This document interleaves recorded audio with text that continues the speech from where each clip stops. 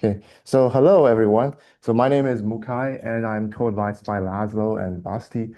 And so I'm going to deliver my thesis defense today. So the title is Unified Spherical Frontend towards Universal Distortion-Free Lens-Agnostic Rotation-Equivariant Perception. This is a very big title, I know.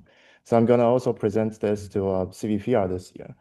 And yeah, let's get started. So this all started when I was in the Wildfire project, when I was developing this hardware. It has a lot of different cameras. It's a quad rotor. The subcanopy Open Research Drone V2 has 4 RGB fisheye cameras and 2 thermal pinhole cameras. And as later on, we tried to deploy it with this thermal feature and then try to perform feature association across, like, say, features extracted from the edge of some particular lens here, like the fisheye lens here, associated with pinholes. And things start to get hard because the feature extraction stage, there is distortion. And then this feature extractor is not trained with distortion, then that becomes an issue. So if you look at today's computer vision, most of CV still lives on flat rectangles. However, the world does not live on rectangles. So pinhole, fisheye, panorama images, they all have different distortion profiles. As we see that the Ricoh Theta V and a lot of like Insta360 cameras, they are becoming more and more widespread these days. But actually all cameras carry distortion. Pinhole also carries distortion, as I'll talk about it later. So today, when we think about computer vision models, we train one model per lens. So we have a pinhole model. We can use the same macro architecture. We can use the same model, but we need to train for different weights for them to overfit on pinhole's field of view, focal length, distortion, and then fisheye's field of view, then panorama's field of view. But if later on there are more cameras coming in the future, then we still need to fine tune them, or they have to exist somewhere in the data that the foundation model sees. Then there's the task side. Yeah. So for this talk, I'm gonna answer these research questions.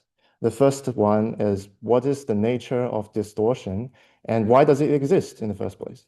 And the second is, can we build a single perception pipeline that works for any camera now and any camera in the future without retraining or fine-tuning? So this will want us to provide framework for any backbone, any lens, any rotation.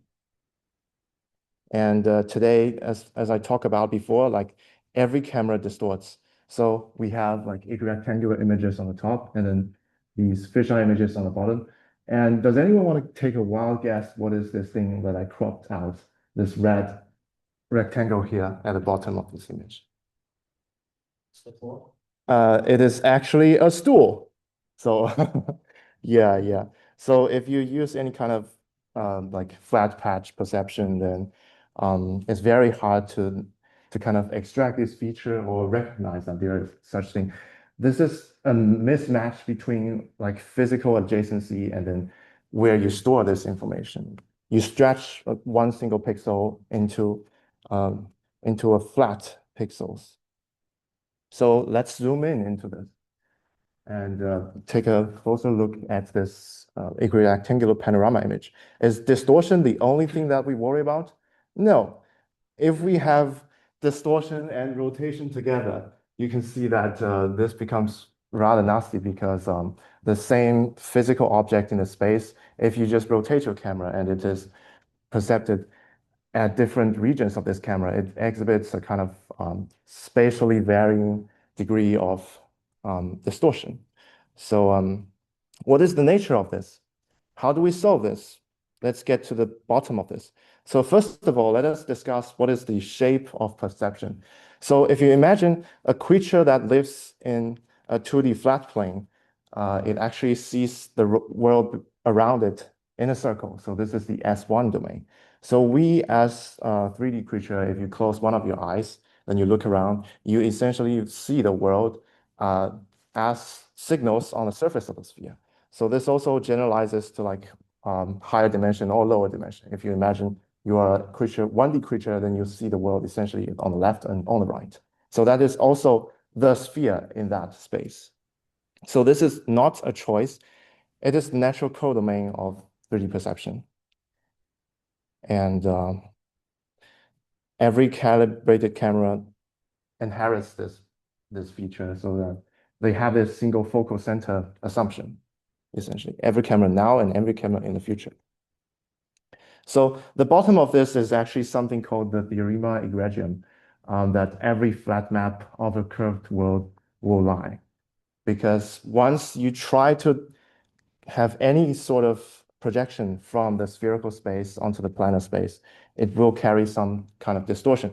For the equirectangular projection on the top left, you keep the area, but you stretch the angles. For mode projection, you keep equal area ellipse, but it distorts the shape, especially around the edge here.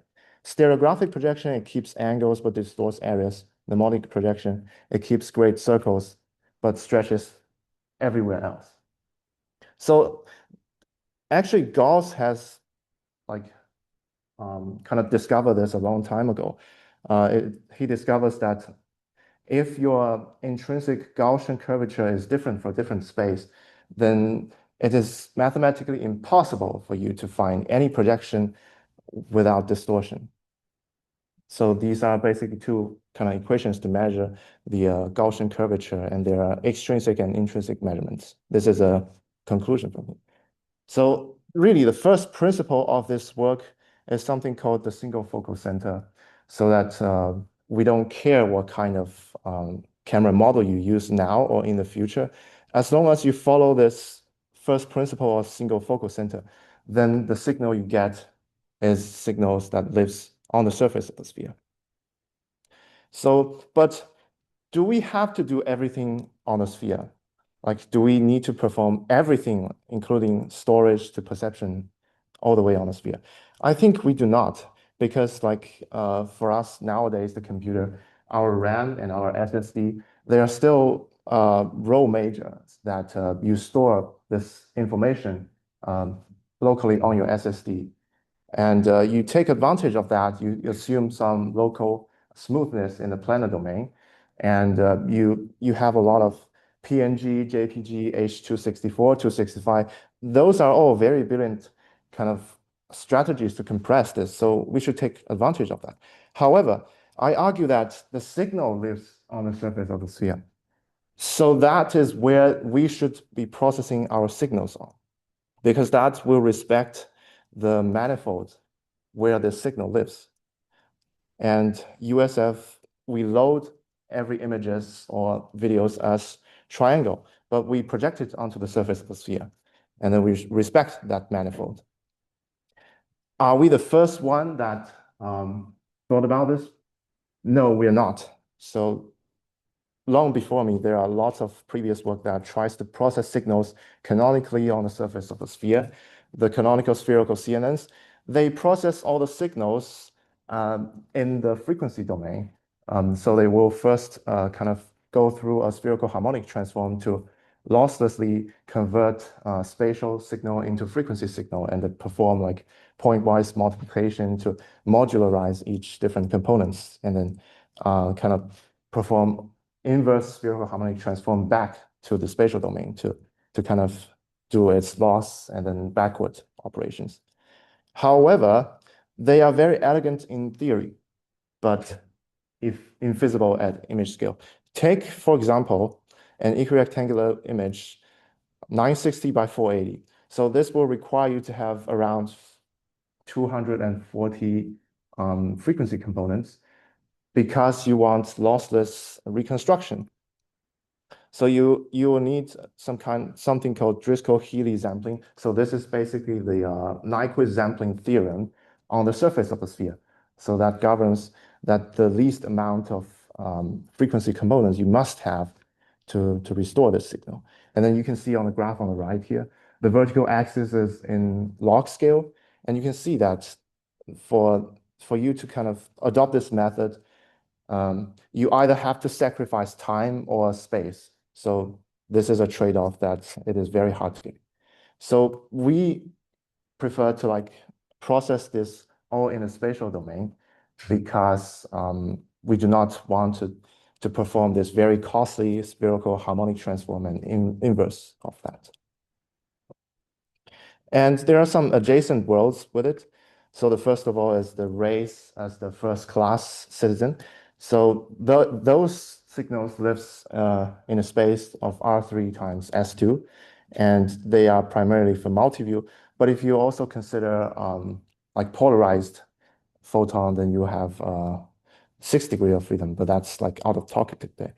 So if you collapse onto a single viewpoint, then this is where USF lives. So we are a specialization of processing images looking from the single viewpoint. There are also other work that kind of processing it in a more general way. For example, the Riemannian manifold convolution, they are less optimized for spherical data. So we are focused on single viewpoint specialization in this regime here. And so if you look at the landscape of literature today, you'll essentially see there are in parallel 2 lines of research. The first one is called the geometric deep learning, where you have spherical CNN, gauge equivariant spherical CNN, and a lot of work that follows that. Also convolution and attention transformer, stuff like that. And on the other line, you have computer vision, and you have everybody is trying to like optimize for, say, a new camera comes out, panorama images, then everybody optimize for this particular camera, for that particular camera. What if later on a new camera comes out? Like, do we need to optimize for them? So this work, USF, is trying to take the advantage of both worlds so that it is an combination of these 2 worlds that take advantage of both equivariance and also these highly efficient processing of computer vision world. So as we try to combine these 2 lines of work together, there are really 3 axes that are in consideration, which are efficiency, equivariance, and expressibility. So as we can see that these sphere net line of work, the CV line of work, they exist in this edge of efficiency and expressibility. However, they do not have equivariance built underneath. And this Cohen line of work, they have very good math, they have equivariance and expressibility, but they are not efficient enough to process real time. So, but where does USF fit in this triangle? We will reveal this by the end of this talk. So this is an overall framework of our method. So the important components are projection, resampling, spherical convolution, and spherical pooling. Don't worry, I will go into each one of these components in detail. So the first is a planar image. So as we talked before, like if you, depending on the different camera you have, for the same scene, if you capture the scene with different camera, then they appear differently on the pixel space. So that every camera is essentially a 2D pixel grid, but they appear differently. So that's what we're trying to solve here. And then every kind of calibration model, essentially they are low rank approximation of this full form of lens normal map, or in some other literature, they call it ray map here. And for example, the most familiar camera model that we are with today is the pinhole model. So it has 4 parameters, and May or Canala-Brandt model, they can have more parameters, but they are all low rank approximations of this lens normal map. And another thing to be aware is that this lens normal map, it is bijective between the pixel space and the spherical space. So for each subpixel that you see on this lens normal map, you will be able to find its direction on the surface of the sphere. For any point that lives on the surface of the sphere, you will be able to find its corresponding point within the pixel domain, within this lens normal map here. And after projection, you can see that, so we zoom in onto this patch here, and then you can see that this is cropped at the center of pinhole spherical image, and this is around the edge of spherical a fisheye spherical image. So you can see that they exhibit different distribution and different density in a sense. So how do we solve this? We need a way to kind of process information in a uniform way, because like dense or sparse sampling, they do not represent more or less information of the same scene. They just represent how you capture it that is baked inside your hardware. So next, we will talk about resampling pipeline. So first of all, we need to determine what is the best locations to put these pixels in, or later on in the latent space where we put our latent at. So the first step is location sampling. Can we find a perfect way to sample this? So the way to define uniformity is that we have a set of points. Say, for example, the most familiar one is a rectangular set of points. Then if we rotate it, does the new point fall into any of the existing ones? We would want the overlap to be as much as possible. But math tells us that no tessellation is perfectly uniform, isotropic, and hierarchical, meaning that there is mathematically impossible for you to kind of find such a way to perfectly discretize the S2 space. So instead, what we provide is different sampling methodologies that you can choose from. So from the left to the right, they are going from more uniform sample ways to less uniform sampling methods. And that this is a cornerstone for all the later on stages. And then we will be resampling all the images into different kind of low set of locations, and then all the convolution and pooling layers will also fall into this set of locations here. And then we trade off like symmetry with approximate symmetry. Yeah. So after we have this, we determine where we want to sample into the locations. We need to determine what kind of RGB value or what kind of latent we need to put at these different locations. But again, because we are on the surface of the sphere, there is no grid, so we cannot do bilinear sampling. And so instead, what we can do is we can aggregate information from a local neighborhood. So this neighborhood we define on the bottom left image here, you can see that it is circular. So we aggregate information from the neighbor of this output pixel here. And then we can have different weighting scheme depending on how close you are to this output location. So we actually provide several different methods. So nearest neighbor, this is useful for label sampling. So if you have ground truth labels that you want to supervise your network, then you can sample, say, the semantics into this with nearest neighbor. And depending on your need, you can choose from different kernels, softmax, Gaussian, Han, or WinLNC2. These are all radial basis function kernels, and they do not depend on any sort of directions or whatever. So you can see on the right side here, these figures are, the vertical axis is the weight, the horizontal axis is the distance with respect to the center of your output. And we provide you with nearest neighbor and all kinds of RBF kernels, and you can, of course, expand this later on. So before we move on to the next part, we know that planar CNNs are actually translation equivariant, but we need to understand the theory behind this to build better spherical convolutions or attention. And the core of that is something called symmetry. So a long time ago, actually, a lot of physicists has already studied this very well, that symmetry is a physical principle. And Albert Einstein says that the general laws of nature are to be expressed by equations which hold good for all systems of equations. So no matter where you put your center of origin at, no matter where you put your up direction, no matter how you define it, the physical force, the physical property does not change. The world does not change with respect to how you understand it. Later on, Yang Chunning also says that a symmetric principle generates a conservation law. The invariance on the space rotation has a consequence, the conservation of angular momentum. This is in quantum mechanics and other stuff. And also the most important line here on the top Symmetry dictates interaction, and in Chinese, this reads 对称性支配相互作用.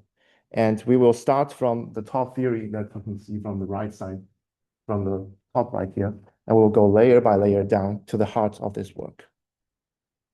So next, there are three unifying principles underneath. So that's the fiber bundle theory, the coordinate-free learning, and geometric deep learning 5G.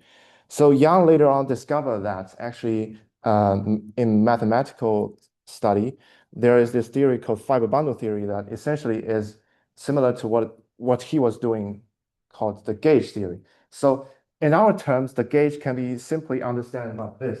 So say, for example, you want to define, say, a set of other points on a tangent plane locally here, and then to express the coordinates of other points locally in this tangent plane of this output point, you need at least two coordinates, be it x, y, or be it theta, gamma, or the distance.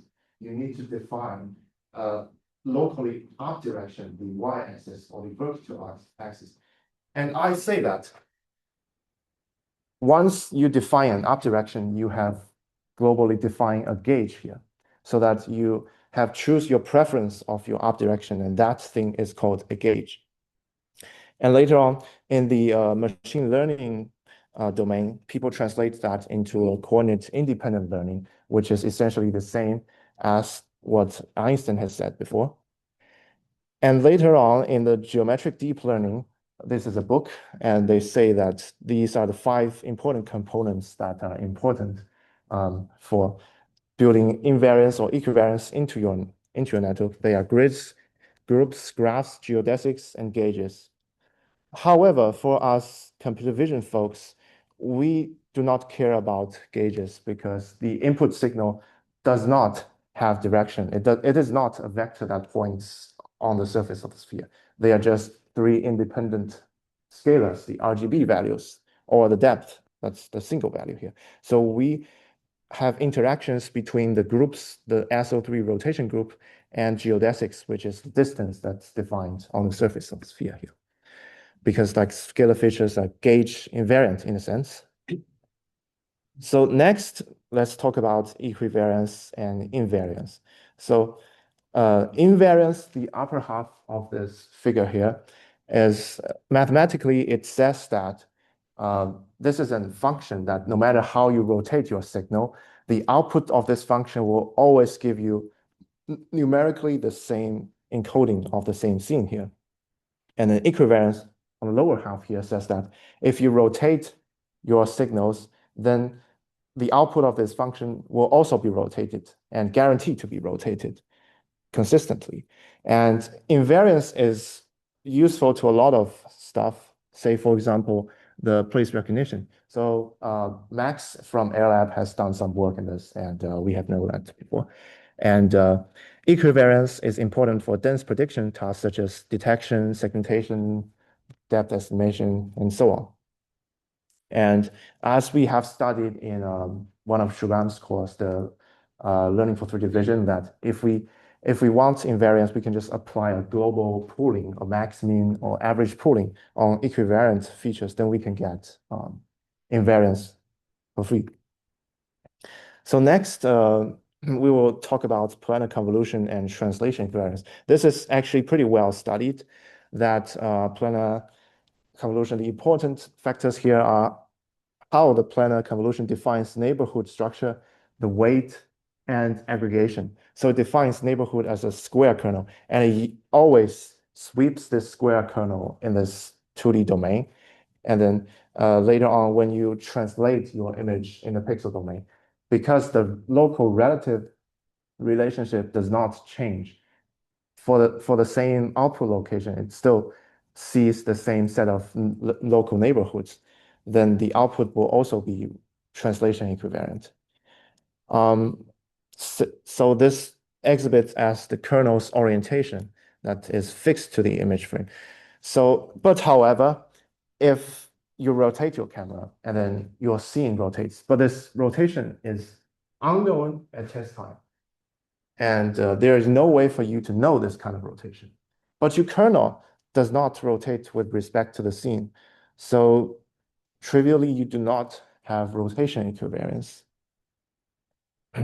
So next, I'll talk about how spherical convolution gets through this. And again, because we do not have rectangle grids on the sphere, we cannot define neighborhoods based on square kernels. So instead, we define it as circles. So if we still sweep this circular kernel around the surface of the sphere. And don't worry about this equation here. I'll explain them in detail. So this neighborhood structure is defined as the neighbor, as the points, the input points that falls within a predefined hyperparameter, this radius here.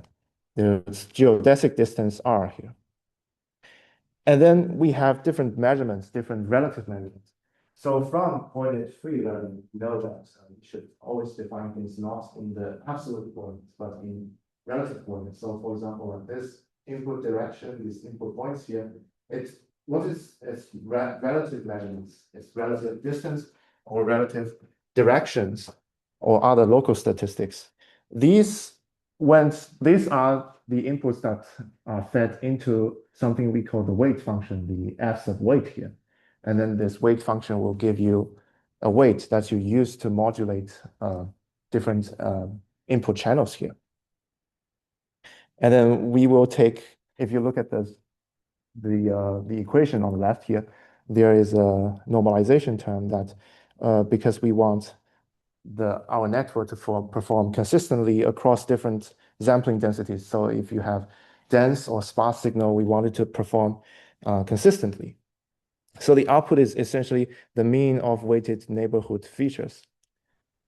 And so depending on your needs, your weighting functions can have like really polymorphic kind of expression. So the only trainable component here is the f sub weight. And the way to look at this graph is that there are two axes. The different columns have different distances. So the weight going from the center to the edge here, you can have continuously weighted kind of functions, or you can have step functions, piecewise constant functions. This governs the expressibility of your network. And for different rows here, you can have different modularization on the directional component so that you can separately modularize how much equivariance you want on your network. And trivially, if you do not have direction dependency on this lowest row here, then your network will weight its inputs based on rings. So this means that you do not have to know the global rotation. The network is blind to global rotation anymore. So this thing is actually rotation equivariance by construction. This is very trivial because geodesic distance defined on the surface of a sphere does not change with respect to how you rotate your signal. So whether it's known or unknown, we don't care. However, does this come without cost? The expressibility cost is what we sacrifice here. Because we aggregate information in a ring structure, the network is blind to any rotation or any direction signal here. So if you think about it, for a single kernel here, if you have different signals on here, so locally for this kernel, the direction information is lost. So you actually see ring structure. You do not know which specific location you appear anymore. Does more kernel help this? No, it does not.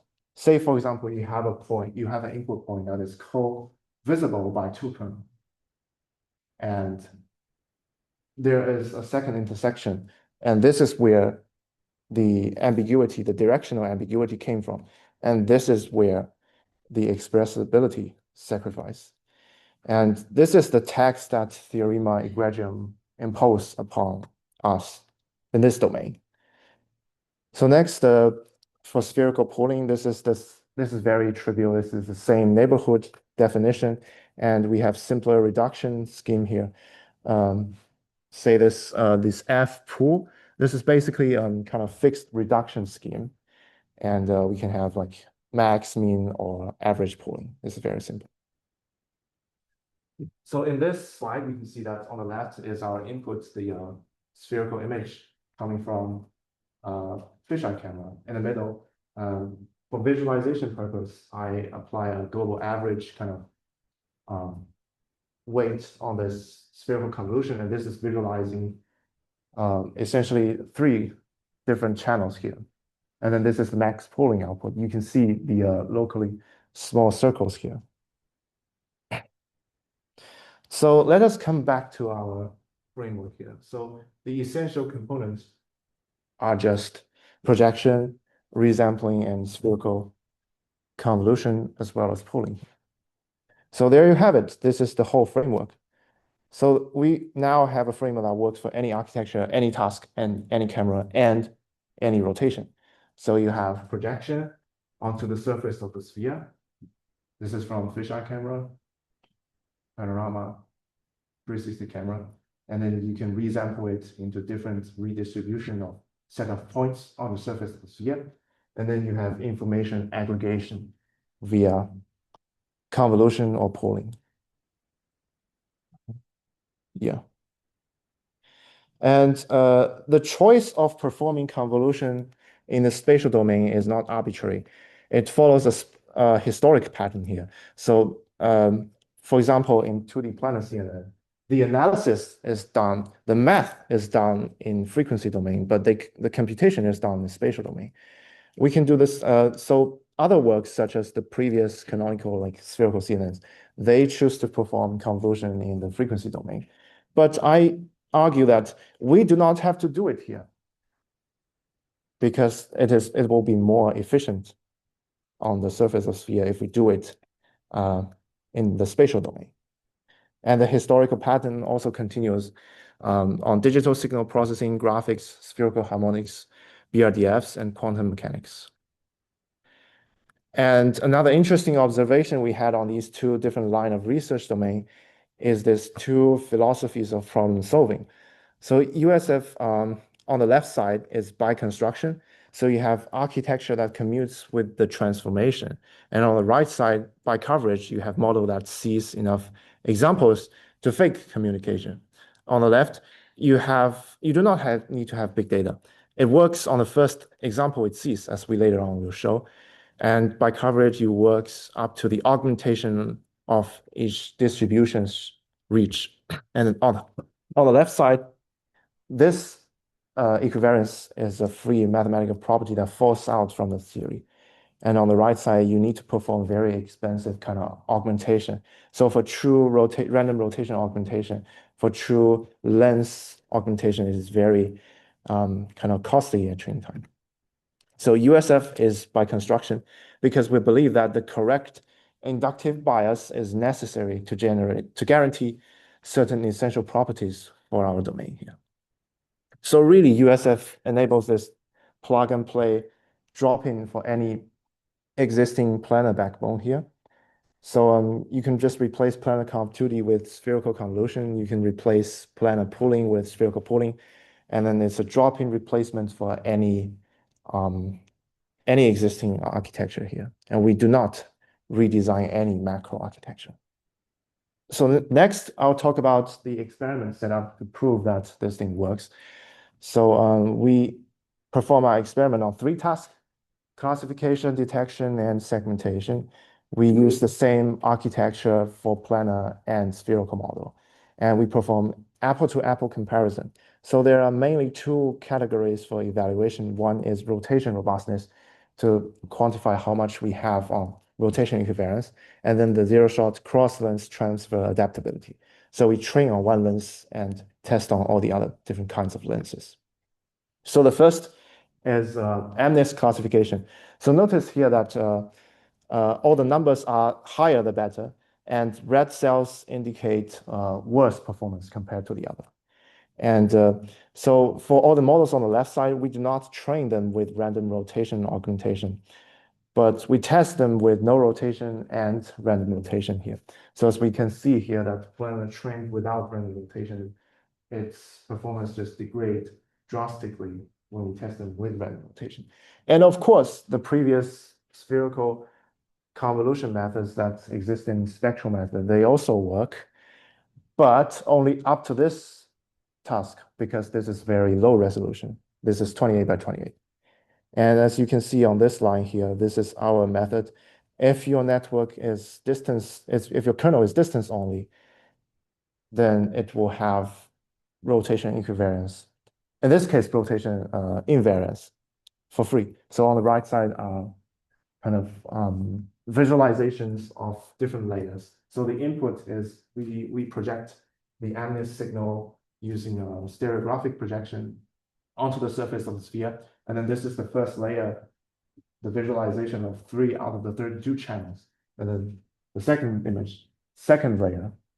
And then finally, it is a 6. So next is the Pandora detection. We compare with an existing method called the RCinternet. And Pandora is a dataset that has oriented bounding box annotations.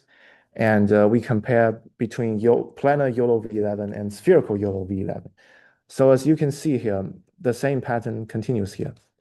If you do not train with random rotation, then it does not have random rotation. However, we, as distance-only kernel, we have rotation equivariance built in, and we do not need to train that. And a very interesting observation here is that if you train the planar YOLO V11 with random rotation, you see that its performance drop here also. So essentially, equivariance, I would say, is something that is like a set of functions that will sacrifice you in terms of expressibility. So then the experiment continues, and Stanford 2D3DS semantic segmentation, we also see the same pattern here, but this is all boring, right? So let us zoom in onto the 2 numbers that matters here. So these are the numbers that are trained and tested without random rotation. So you notice that planar performance is better than spherical. But why is that? This is the thing that we talked about before, the no rotation gap, the expressibility price of equivariance. So that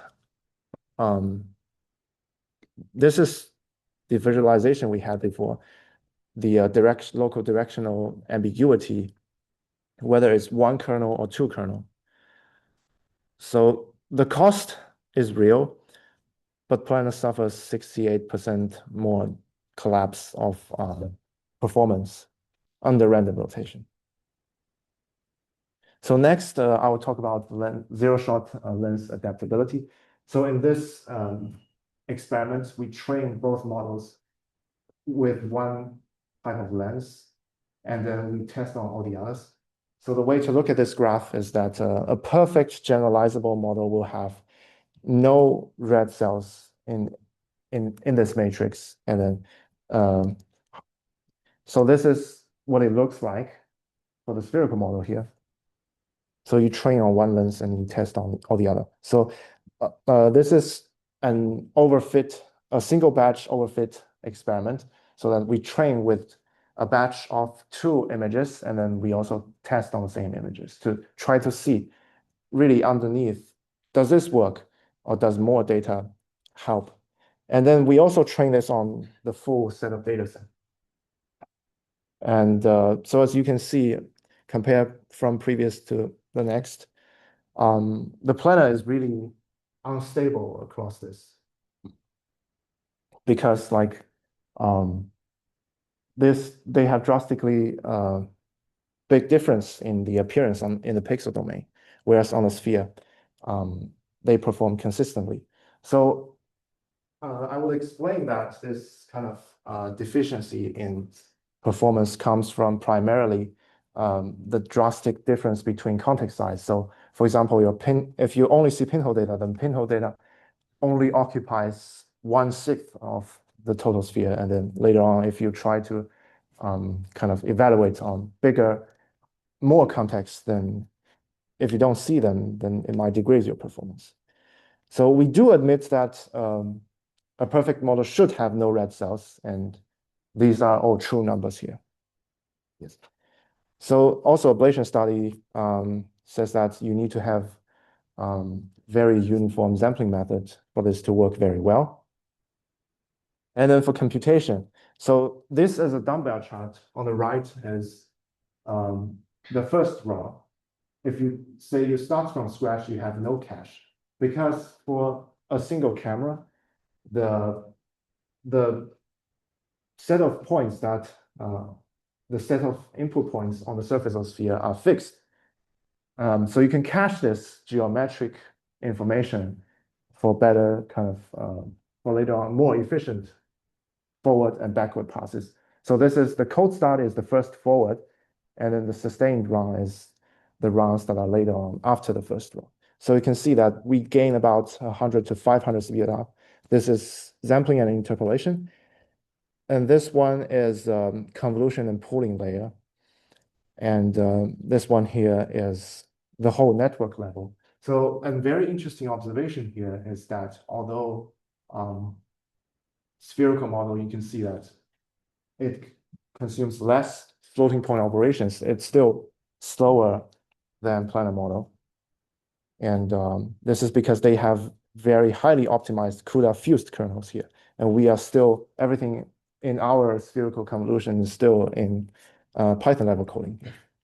So next, I will talk about some strategies that we can have to optimize this potentially for deployment onto edge devices. So when we train, we can train very kernels with high expressibility that has kind of continuous weighting scheme. And then when you want to deploy it, you can essentially compile this into kind of step functions. And then because the set of points that you have on each camera is fixed. And then furthermore, you can have torch sparse matrix multiplication. And because essentially we do not want to perform this query to the NLP at deployment. So on the edge device, we can also have int8 quantization and also fused CUDA kernel later on. So this pattern actually comes from history that so when AlexNet first came out, it took them 6 days to run on 2 GTX 580s. And then over the course of these years, all the way up to today, they have gained tremendously amount of efficiency gain. So USF today is we stand at the AlexNet in the past. So when we look back onto this spherical triangle of trade-offs, we see that so on the left is the SphereNet line, on the right is the Cohen line. So we stand on the edge of efficiency and equivariance. And so our next step, we aim to kind of move to the center and have a better balance among 3 axes here. And planar CNNs, it reaches all 3 components. It has both efficiency, equivariance, and expressibility, but it is only translation equivariance. And it gains efficiency because it has very optimized fused CUDA kernels. So this idea of distance-only kernel also generalizes to other spaces like R3. On the surface of here, you have distance-only kernel. In R3, you can also have distance-only kernel. So this will give you equivariance to rigid transformations. So this is a course project in L3D. And yeah, so there are 3 possible future directions. The first one, horizontal expansion. Essentially, we can expand this to any sensors that aggregates information from the physical space. So anything that aggregates information to the center point can be regarded as spherical signal. And vertical expansion, we can go deep into the theory. We can move to the center part of that triangle. We can also have attention layers. And dimensional, we can generalize beyond S2 and R3. We can generalize to higher dimensional hypersphere that all the language encodings exist today. So at last, I want to throw out this question. Does pixel have size? Should pixel have size? So USF today examples everything as points. It does not have area. But actually, if you look at the pixels. The pixels, what it measures is flux. It is photon, like it is an integration among all directions, all the areas, and also time. And on the surface of here, the Voronoi cell essentially could tell us a lot of information. This is essentially also very critical when you later on move into deeper layers where you have sparser points for the latent encodings. So in a sense, we would want our model to be resolution invariant in a sense. So in conclusion, USF replaces the pixel space with the unit sphere as the computational domain for visual perception. It is distortion-free, lens-agnostic, rotation-equivariant by construction. And all the code paper demos can be found on the project website.